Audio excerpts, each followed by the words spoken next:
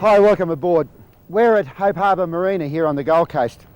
And we've just been watching what's going on here and thinking what an exciting place a marina is. There's a huge amount of activity. Marina behind me has just had her top sides polished and she's having her carpets and her covers installed.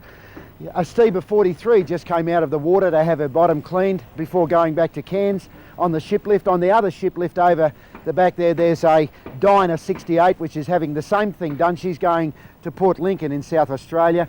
There are a couple of Rivieras being detailed to go to the Sydney Boat Show, and all in all it's a really exciting place, and there are marinas like this up and down the East Coast. Now this week in the show, Paul Spinks will be back with another bush tucker hint, an interesting one this week, and his dog Harry really enjoys this one. We'll also be having a look at a couple of pieces of magnificent machinery in the form of a couple of replica Le Mans racing cars and a P51 Mustang, and all of our usual content. But first up, the Whitsundays has been a subject that we've looked at quite consistently over the last 10 or 12 years or so, and it really is a magnificent place.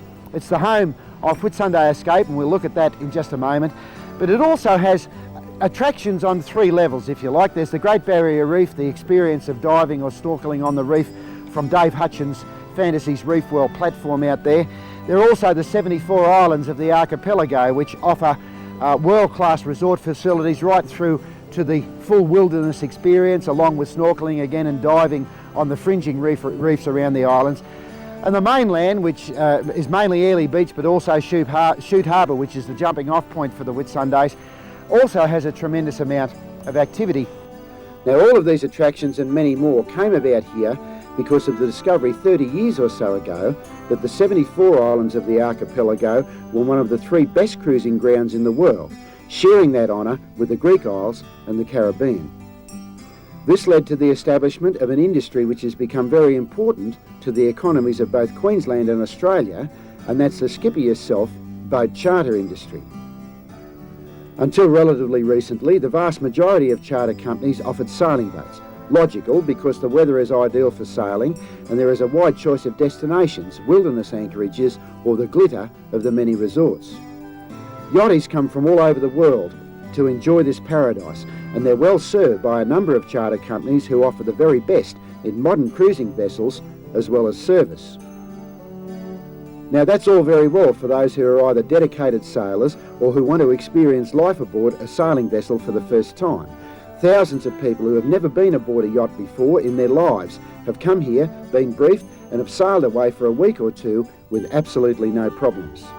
Neil, how long have you been out on the boat? 4 nights. It's our 5th day. And you've had a good time? Yeah, it's been beautiful. It's really relaxing being up here, and as you can imagine, swimming every day, doing a bit of fishing, snorkelling. It's lovely. And Yvette, you've been doing a bit of sailing. Have you enjoyed that? Yeah, no, the sailing's been really good, especially our first day when we came across the passage. Yeah, we did some good sailing that day. So. And the weather's been kind here the whole time? Yeah, we've had lovely weather. There's been, as Neil said, lots of swimming and snorkelling, turtle spotting, dolphins. We saw some dolphins around the other side of the island. And Neil, what made you choose a yacht rather than a powerboat or a cruiser? It's just a lot more of a challenge, more exciting, and nice to be able to have the opportunity to turn the motors off and just cruise. Have you done much sailing yourself? Not a whole heap, no. I've been up here once before with someone else taking the skipper role, and then I've done a few. I've sailed from Cowes over to San Malo in the UK, but this has been the first time I've been the one with most experience. And you've had no hassle handling the boat? No. You have to keep your wits about you, but if you use your common sense, then and I think you get detailed instructions from Whitsunday Escape, and using the books and the maps, you easily get by. There are also those who don't wish to sail, who prefer to remain upright and rely on an engine to get them around. There are also those who have large families or want to share their holiday with friends for whom a yacht lacks sufficient bunk space. I guess it's a question of priorities. Sailors come here to sail, holiday makers come here to enjoy a holiday afloat and to explore the wonders of the islands. This is our second trip. We came last year and we had such a good time we decided to come back and bring some friends this time, so it's good. We've certainly got a crew aboard. Yeah, we've got a few here, but the boat's big enough and it's great. The weather's been good, so So was the number of people what decided you to take the houseboat? Yeah, it was. You know, we got 12, we got 4 adults and 8 kids, and that's the biggest one they had, so we took her. Well, Byron, you're the second half of the crew. I guess you could call you the first mate. Yes, you could do that. And while Russell handles the ship, you're handling the crew. Yes, sort of, yes. Well, you got 8 after kids, the terrors. 8 kids and 4 adults. Yes. How's it been on a boat this size? Well, it's been pretty good actually. I think the space you've got up and down, you can spread them out. You know, you can leave the kids down here and go up and relax up top, and it's good, really good. Your youngest is a 5-year-old. What about the security of the boat for little kids? Well, actually, you've only got front and back entries and doors that, you know, swing out with safety catches, so it's pretty good. So you can actually lock the kids in. You Yes. can lock the doors at night so they can't get up and wander. That's right, yeah. All doors are lockable from high up, so they can't really get out. So it's really good. I like to hang the line over the boat, fish, and we all share the chores, all the meals together. The 2 older girls, Corinne and Jodie, help cook, and my friend Chris, and the 2 guys cook upstairs sometimes on the barbecue. So, and you get Russell to clean the fish that you catch, of course. Of course, I'm not doing that. No. I'm on holidays. There's no doubt that Whitsunday Escape's versatile fleet opens up great possibilities for those who have never handled a boat before. A motor cruiser or home cruiser is easy to handle, in fact easier than a car. The cruising grounds offer calm anchorages and the briefing is thorough and comprehensive, including a practical driving session in the bay off Able Point Marina. This certainly is a soft introduction to the delights of boating, and who knows, next year maybe you'll decide to take up sailing. Whatever you decide, Whitsunday Escape offers the full spectrum of yachts, motor cruisers and home cruisers, and the experience and support structure to ensure a delightful, trouble-free holiday.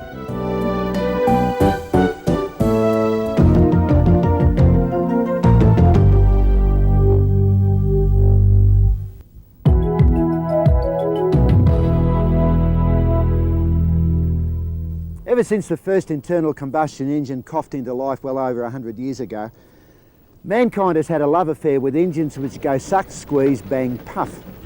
And as a result of that, we've built and designed a vast majority of machines powered by these hugely useful engines.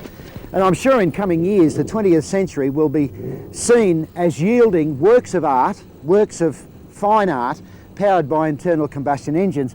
A perfect example is this Replica Gt40 Ford, which was built from the original moulds by Dennis Bedford here on the Gold Coast. It is a kit car, it is a true replica of the original GT40 which won Le Mans, and it is magnificent. And as you can see simply by looking at it, it truly is a work of art. Now another machine which is also a work of art and which is powered by one of the most spectacular internal combustion engines of the 20th century, the Rolls-Royce V12 Merlin, is the P51 Mustang. Here's Spinksy to tell us about it. A68-118 was one of 200 Mustangs built under licence by the Commonwealth Aircraft Corporation at Fisherman's Bend, emerging from the factory in 1948. After a short service period at Williamtown in New South Wales, she underwent civil conversion and moved to Bankstown, where she flew for a year in private hands. She was then placed in open storage until 1973, where she went on display at the Camden Museum of Aviation until 1978, when she was acquired by squadron leader Jeff Tappert. The years in open storage had taken their toll, and Jeff was told she will never fly again. However, close inspection revealed that the interior was in good shape, and Jeff undertook a full restoration, determined to make her the best example of the mark in the world at the time. A68-118 left the ground for the first time in 22 years during Easter 1981 and performed faultlessly. She flies regularly, attending air shows in the eastern states each year. Jeff Tappert is a former pilot instructor at the RAF's Central Flying School and was leader of the Mackie Aerobatic Display Team. He is a dedicated warbird restorer, and his stable includes an immaculate Windjill seen here flown by Tony Pratt in formation with A68-118 as well as a DC-3. Well, the Mustang aerodynamically was very advanced for its day, which is why it was such a successful escort fighter, which is what it was designed to do, escorting the bombers long distances both across the Pacific to the Japanese raids and also, of course, in the European theatre. 6 or 8 hour missions at a time, single seat, so it's a great aeroplane because 2 hours is enough for me, I'll get out. With very low hours on the clock, A68-118 is a truly magnificent example of arguably the best all-round fighter of World War II. Jeff's regard for her is well demonstrated by the care and attention he lavishes upon her, including many hours polishing her aluminium skin to a high sheen. Her Packard-built V12 Rolls-Royce Merlin, the ultimate development of the internal combustion engine, is flawless, and once heard in full song, is never forgotten.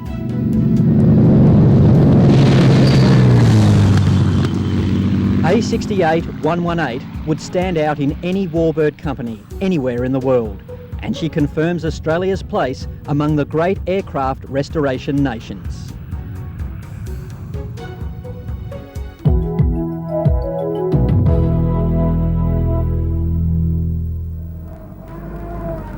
Okay, now it's a beautiful day. There's very little wind and very little tide. We're on the bottom of the tide.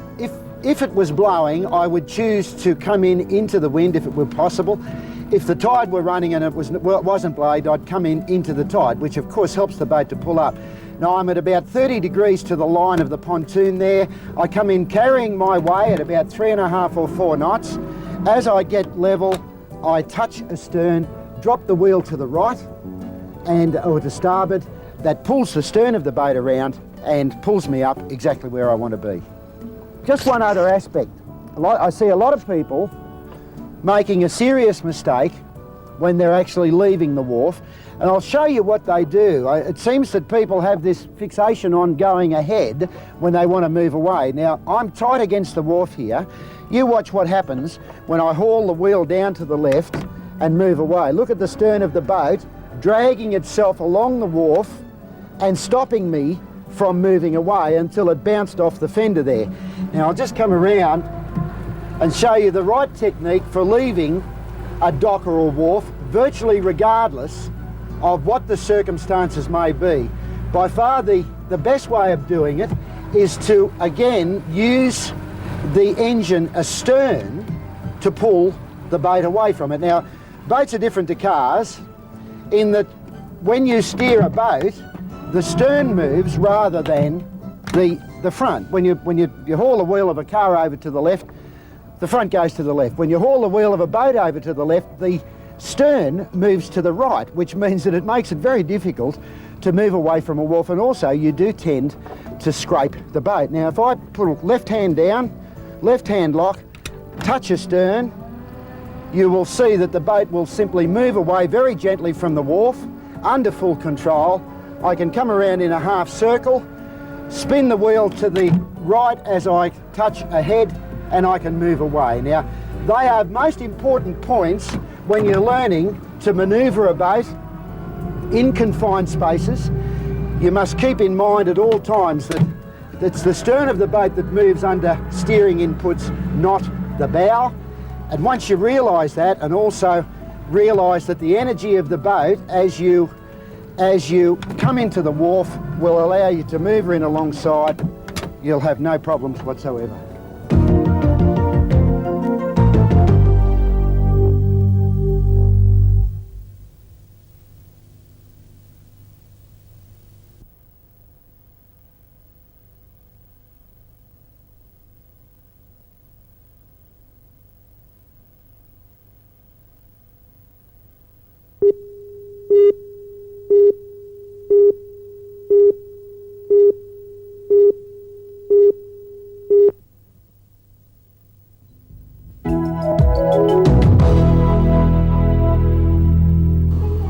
I don't think there's a manufacturing industry in Australia that doesn't draw on the services of other industries for its componentry. And of course that keeps work going all around the business spectrum. And a perfect case in point of that is the marine industry, which draws upon the services of a whole range of other industries for its components and its materials, one of them being the stainless steel industry. Now, stainless steel first came into common use about 25 or 30 years ago. It's an extremely tough material, long-lasting, durable, but able to be crafted into the most complex of shapes. And a perfect case in point is this drinking mug. That's made out of light gauge stainless steel, which is welded together, totally seamless, and it has a sort of a vacuum effect. It keeps the liquid in it cold or warm according to how it went in there. Now, around about 5 years ago, we first contacted Phil Brown on the Gold Coast. Phil, in those days, was running a small but growing business called Southern Stainless, supplying local boat manufacturers with their rails and their steering wheels and their various stainless steel components. And as a sample of his work, he built this magnificent jet ski trailer, which is 100% stainless steel and is absolutely beautifully built. Now, Phil has grown quite substantially over the last 5 years or so that now he supplies large architectural organisations with stainless steel fittings for some of the most prominent buildings in southeast Queensland. Let's look at the Southern Stainless story. We first contacted Phil, as I said, about 5 years ago, and we went and had a look at his factory as a result of the quality of the work that he displayed at the Sanctuary Cove Boat Show. And I was most impressed with one of his services, which involved the use of a sort of a reverse electroplating process to polish stainless steel. In this process, the steel is dipped in an acid bath on a rack. An electrical current is passed through the acid, and rather than depositing material on the surface of the metal as you would expect in an electroplating system, this actually removes the contaminants and the slag and the mill finish from the surface of the stainless steel and brings up quite a remarkably bright finish. In fact, a far better finish than you would expect from machine buffing, which obviously is also used where it's appropriate. But machine buffing leaves microscopic scratches in the surface. That's the way in which it gets a gloss, whereas this electro-polishing leaves no scratches whatsoever on the surface and gives you a truly superb stainless steel surface. Now, over the ensuing 5 years, Phil's business has grown. He's moved into a larger factory at Labrador on Brisbane's Gold Coast. He still does a huge amount of marine work, stainless steel bow rails for a wide range of marine manufacturers. His work is highly respected by all of the boat builders in southeast Queensland, which, by the way, is where most of Australia's boat builders are located. And Phil is very busy servicing their needs, but as a result of the quality of his work and the expertise that has been developed over those 5 years in the factory, Phil also does quite a lot of specialised architectural stainless steel work, which is used on buildings around the country. Now, we'll be back in a couple of weeks' time to continue the story of Southern Stainless and have a look at some of his architectural work.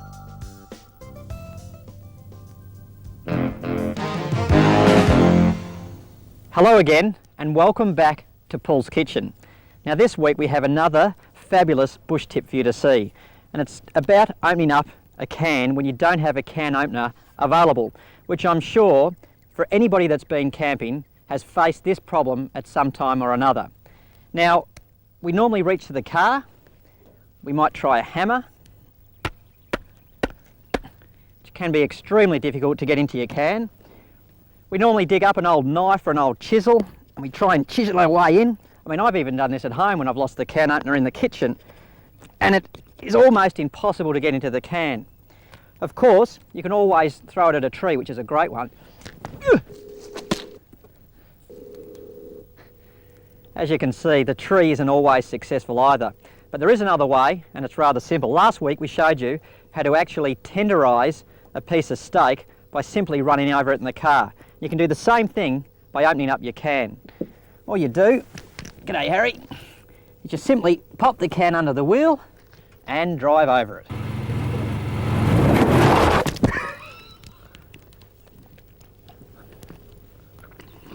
Well, as you can see, it's the most effective way how to open a can. Of course, I can't imagine everybody wanting to open a can like this.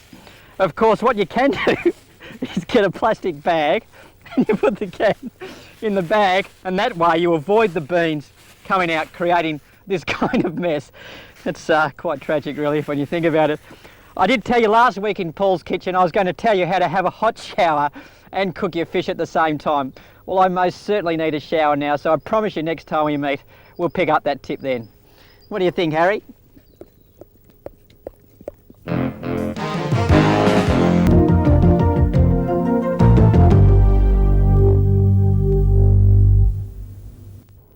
shows you the 68-foot diner at the beginning of the show. The vessel you see behind me is a 75-foot version of the same boat, designed by Blair Shepherd and built for him at the factory in Taiwan. The main way in which she differs is, of course, she's 7 feet longer, but also she has a superb penthouse-style saloon on the top deck in place of the open flybridge. Now, she's heading for the Sydney Boat Show, which starts on the 23rd of this month, tomorrow morning. Weather permitting, we'll be following her down and shooting some really nice pictures of her. Show you the details. Before I go this week, if you have an attraction or service or product which you believe could benefit from being seen by our viewers on Chris Conroy's Leisure World, give us a call on the 1800 number, free call number that's on your screen now, or fax us on the fax number that's also on your screen, and we can give you details of participating in the show. And if you want any information about any aspect of anything you've seen on the show today or any other episode, also contact us on the free call number or on the fax, and we'll be happy to provide you the information. That wraps us for another week. We'll see you next week with another show. In the meantime, take care and safe boating.